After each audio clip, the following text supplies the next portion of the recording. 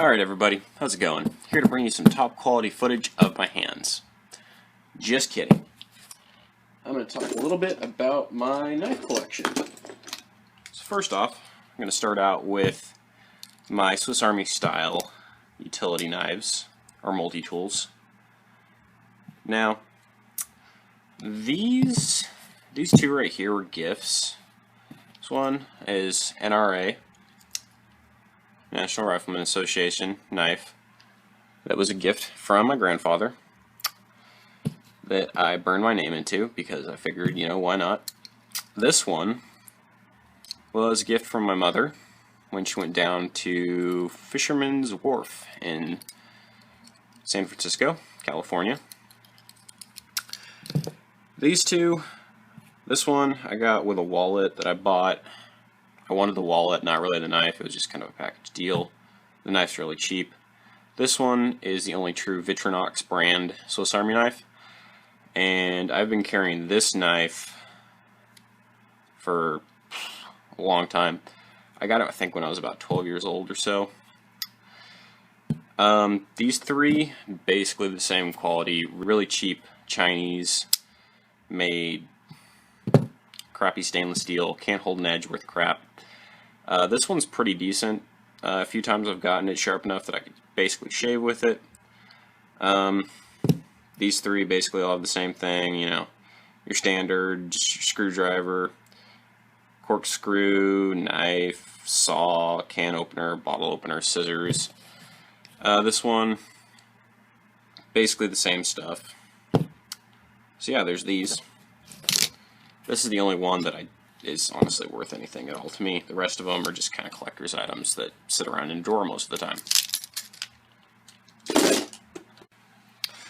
Alright, so moving on, I'm going to talk about multi-tools. I'm not really a big multi-tool guy. I've never really been a fan of carrying them. I've only recently started carrying this just because at my job it's pretty useful.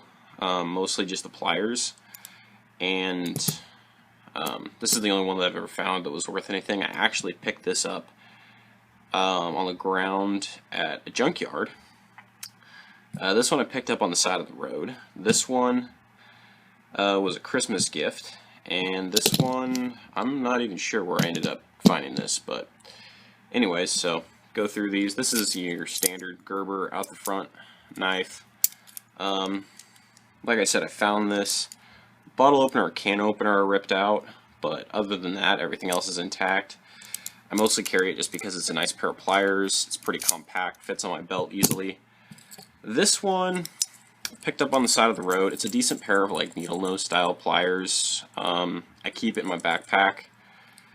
I really don't use it. This one right here is kind of cool. As unlike pliers, is actually a pair of scissors, and as far as scissors go, these are some pretty decent ones. I mean, especially because this is, you know, like the little $3 multi-tool that's in a little bucket at the check stand. So, yep, there's that.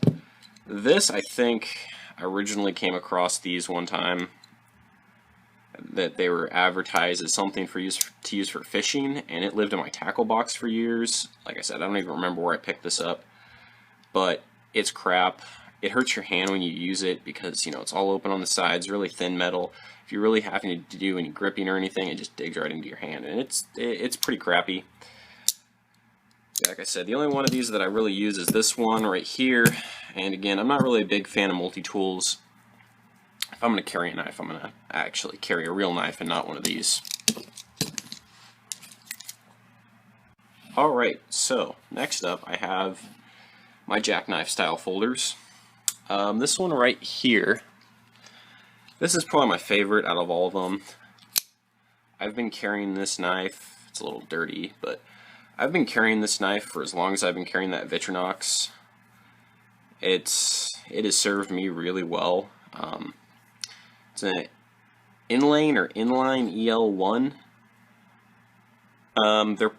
They go for about $15–20 online, from what I can tell. But it's a really great knife, really hard steel, holds a great edge. It's got a frame lock on the inside. Big fan of the frame lock. Index tab for opening. It's a little stiff right now, mostly because it's, you know, been sitting in my pocket all the time and it's been sweated on and everything, and it's a little stiff. This next knife I have here is a Camillus. I'm not exactly sure how to say the name of it. Supposedly titanium. In my opinion, this is a really funky looking knife. I'm not a big fan of serrated blades, or tantos for that matter, you know, the very sharp angled curve, but it holds a decent edge. Index tabs for opening, or not index tabs, sorry, thumb tabs for opening, frame lock again. This knife lived on my web gear when I was fighting fire. It just stayed there. It was a good knife. I mean, it was a good knife for that. Just kind of hung out on the outside of my web gear. Got a little weather beaten and stuff, as you can tell. It's a little rusted. It was definitely handy a few times. Didn't have, so I didn't, you know, wouldn't have to reach in my pocket to grab my other knife or whatever. But I mean, just for everyday carry and in my pocket, this knife just isn't that great in my opinion. Okay, so next we have your classic buck knife. Got a back lock or spine lock on it. This thing is stinking heavy for its size. I mean, this thing probably weighs at least 1.5 pounds, I'd say. Maybe a pound, 1.5 pounds might be a little much, but it's still a stinking heavy knife. I mean, it's pretty, I'll give it that, but it really doesn't hold an edge well. And like I said, it's heavy, it's bulky, it doesn't really fit in your pocket. Really the only way you can carry this thing is on your belt. Unless it's a fixed blade, I really just don't want to have it on my, you know, on my belt. Folding knives belong in the pocket. Okay, so next up, what I've got here is my firefighter knives. So I've been in the fire service for probably, you know, in and out of the fire service for a few years now.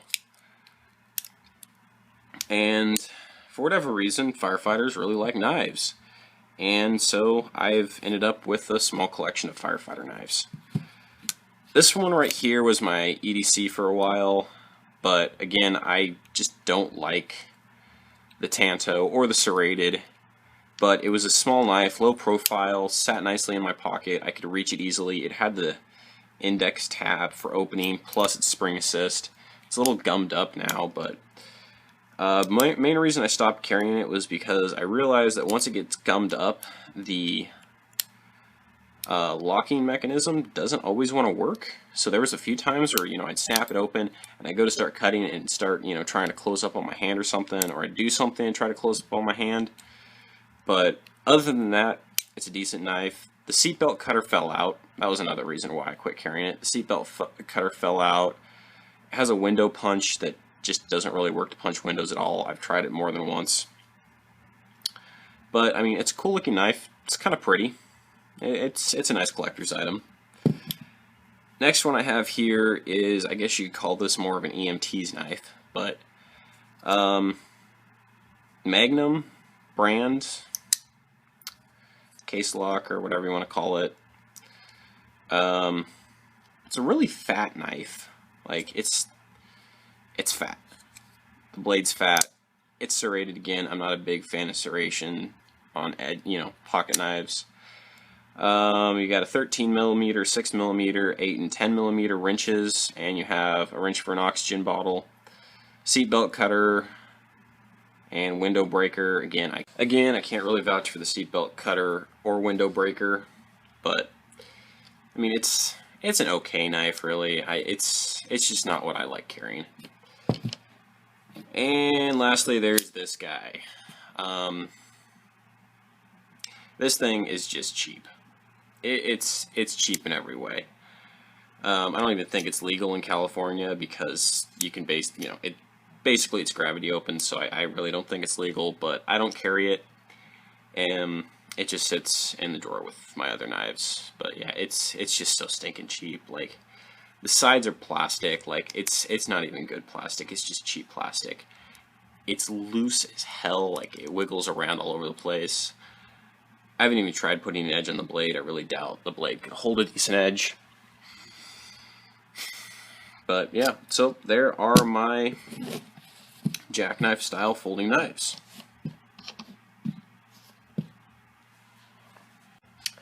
Okay, so next up what I have here is basically like, you know, your grandpa's folding knife. A lot of these are basically antiques that I have that have just been sitting in my collection, you know, little paring knives like this that are, or little carving knives if you want to call them that. They don't get used. I'm sure they could hold a great edge, but they're just so stinking old, and I just don't want to carry them around in my pocket, honestly, because I don't want to ruin them any more than they already are. This one's kind of cool. It's got a really long, skinny blade. Not really sure what you'd use it for. My dad always considered it to be like a fruit knife or something, but I don't see how that would work. I just see it as a collector's item like most of these knives. This one right here, I believe, was my grandfather's, and looking at the blades, like, they are really worn down. Really, really worn down. This one not so much. It's got an awl. I mean, this is a nice little knife. I carried this one for a little while, but again, it's a collector's item, and I just didn't want to ruin it. This one does not have the original side panels on it. The side panels that this came with, or that this had originally, were this really just ugly tortoiseshell plastic stuff. It's another old knife like these. I carried this one for years when I was, for a couple years when I was a little kid, like 10, 11, or yeah, 10, 11, right? So I'd say it's an okay knife, held an edge decently, and yeah. This is, I think, basically like an imitation Old West knife. It's just a little like carving, paring knife. The blades are so tiny that you can't really do much with them. It's just like that little knife that you give to a kid who's like 8 or 9, just so they have something to mess around with. Yeah, so there's those, my old style folders. Okay, so just a little bit of weirdness before I jump into my fixed blade knife, or my fixed blade knives. Got a couple carving knives here, and then straight razor. I have tried using this to shave with, and it was a scary experience that I'll probably never try again. This one right here is kind of cool. Federal Pipe Supply Company special knife that was my grandfather's, and I just always thought it had a really great opening mechanism and blade cover. So yeah, there's these two. This one right here is a hook knife, or hoof knife also. Heller Bros Company, Newark, New Jersey, USA. So this is technically actually for cleaning a horse's hooves with, but I use it as a carving knife, basically for a hook knife for dishing and that type thing. This one right here is a carving knife that my uncle made, but he got the temper wrong on it, and so it just doesn't really work all that great for carving. It's got a really comfortable handle though, so I mean, I keep it in my toolbox for, you know, if I need it or whatever. I'll use it on occasion, but not very often. Okay, so for some sheath knives. This one's not really a sheath knife, but I figured I'd throw it in here anyways. I just actually got this for helping a friend clear some brush. It's basically a little throwing tomahawk. It throws pretty well, actually. I was impressed. Stainless steel, made in China, but it's actually not too bad for throwing, and I mean, I'm not going to use it for anything else because chances are the steel's, you know, pretty crap and probably won't hold a great edge, but it's a fun little thing to throw. So I mean, there is that for it. Next here, I've got a couple throwing knives. They're a little short for throwing knives. They're zombie knives. Ooh, scary. But yeah, there were 3 of them. I lost one of them throwing them, obviously. Stainless steel, made in China. They also make really great spear points, I found out. Just, you know, split the end of a piece of wood, tie them in there. They got the nice little loops and stuff to tie into. So yeah, they make great spear points if you're into that kind of thing. So this one's kind of fun. This knife, not the original sheath. I do have the original sheath for it, but it's really old and it's falling apart. Denver Equipment Company. Old business that has gone out of business for, you know, quite a while ago.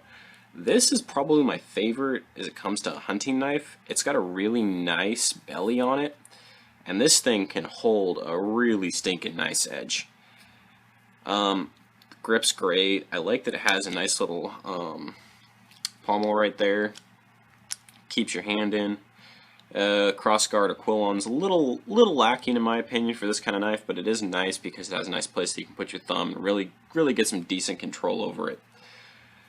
Really cool thing about this knife is you can remove the blade, and the original sheath has a hatchet that sits behind the knife that you can then slide in here, and you know, you can use the handle for a hatchet.